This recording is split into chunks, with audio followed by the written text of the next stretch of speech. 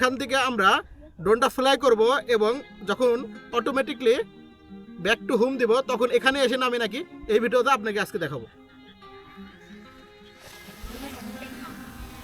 দাঁড়াও।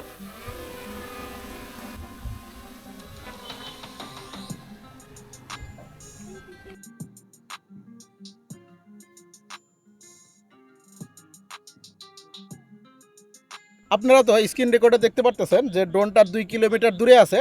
তো ওখান থেকে আমরা রিটার্ন টু হোম দিব, ওখান থেকে এখানে যেখান থেকে আমরা ড্রোন ফ্লাই করছি ওই জায়গায় নামতে পারে নাকি। আপনারা ভিডিওটা কন্টিনিউ দেখতে থাকুন।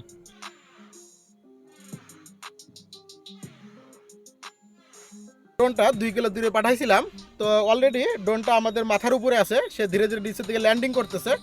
তো আমার পায়ের নিচ থেকে ড্রোনটা ফ্লাই করছিলাম, দেখি এখানে আসলে এক্স্যাক্টলি নামে নাকি। আমরা এখান থেকে ড্রোনটা ফ্লাই করছিলাম, তার চেয়ে একটু কম বেশি, হয়তো 2-3 হাত দূরে এটা অটোমেটিকলি ল্যান্ড করতেছে।